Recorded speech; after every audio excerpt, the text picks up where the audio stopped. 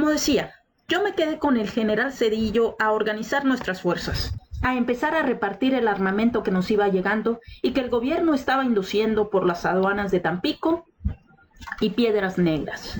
Rápidamente quedó constituida la División del Centro, al mando del general de división Saturnino Zedillo. El ascenso a divisionario se lo hizo Calles unos días antes de salir de la presidencia. Me lo entregó a mí y yo no se lo había dado. Le entregué su despacho de divisionario y una vez organizadas nuestras fuerzas me comuniqué, previo aviso al general Zedillo, con el general Calles, diciéndole que yo podía ir al norte a la campaña contra Escobar, pero a las órdenes directas de él, pero que de ninguna manera quedaría yo bajo las órdenes de Juan Andreu Almazán.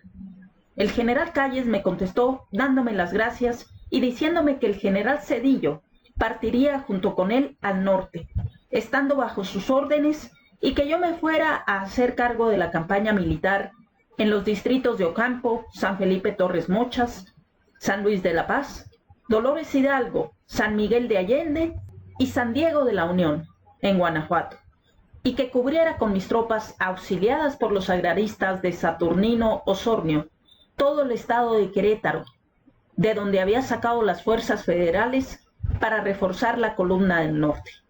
Acatando órdenes de los generales Calles y Zedillo, me trasladé al estado de Guanajuato. Puse mi cuartel general en lo que entonces se llamaba Rincón y que ahora se llama Río de la Laja. Mi principal misión era cuidar los trenes de Laredo hacia México y viceversa, en el territorio que se me había encomendado. También el ramal de Rincón a San Luis de la Paz, que une a esta importante región por ferrocarril a la línea México-Laredo. Además de mi regimiento, que le tocó el número 16, en la nueva organización llevaba yo los siguientes regimientos auxiliares a mis órdenes: el del general Bartolo Díaz, el del coronel José Castillo, el del coronel Lucio M. Larraga, el del coronel Marciano C. Salazar y del coronel Castro, todos estos de la Huasteca, y el mayor Serafín Camacho, con una corporación de 150 hombres bien armados y montados. Este último, de Río Verde.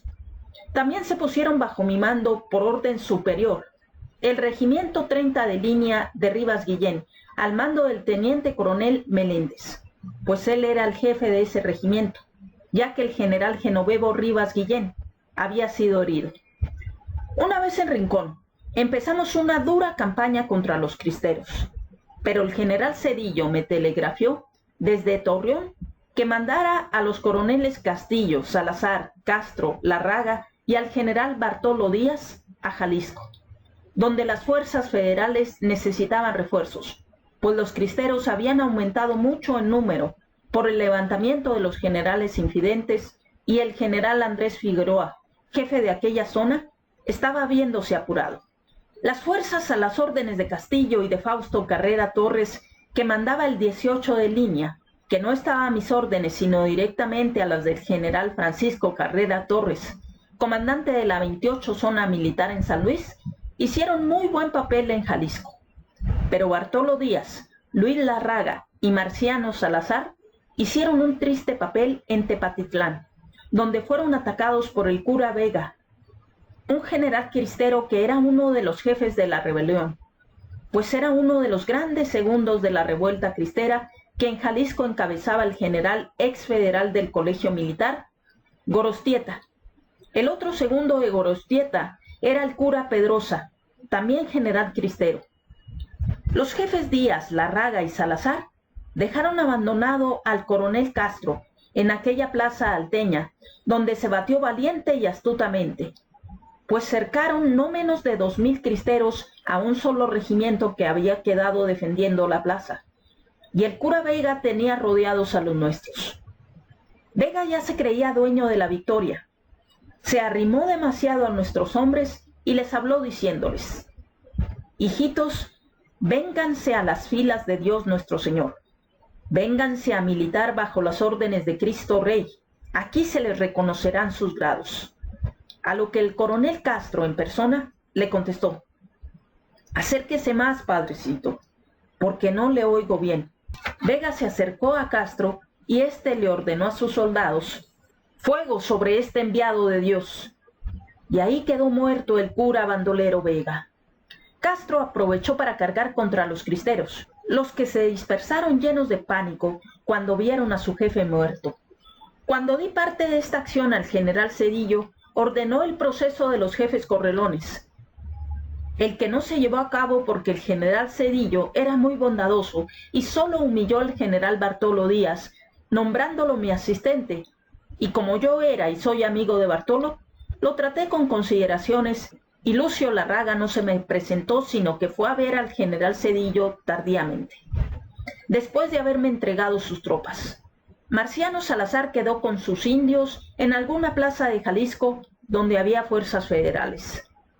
Nosotros en Querétaro solo tuvimos un encuentro en una sierra muy escarpada que se llama Pinal de Ámoles, en donde derrotamos a un tal Juan Carranza, rebelde desde mucho antes de los cristeros, levantado en armas. Después de esto, tuvimos 2 combates de alguna importancia, uno en la hacienda de Lourdes, que me parece ya relaté, y otro no menos fuerte en Tierra Blanca, donde derrotamos a un cristero que se llamaba General Valentín de la Sierra, al cual han hecho un corrido mentiroso, confundiendo la revolución con la rebelión cristera.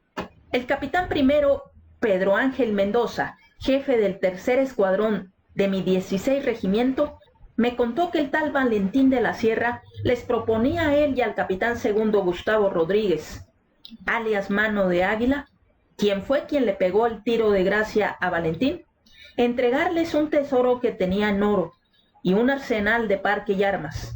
Pero Mendoza no se dejó embaucar, pues lo que el cristero quería era pelarse, ya que conocía esa sierra como sus manos, pues hacía años que no entraban fuerzas del gobierno a la región por él dominada. Llegaron los escobaristas a Saltillo, cuando teníamos más de 1000 hombres armados y montados en San Luis Potosí, y como 5000 sin armas. Escobar se espantó de su propia sombra y no avanzó.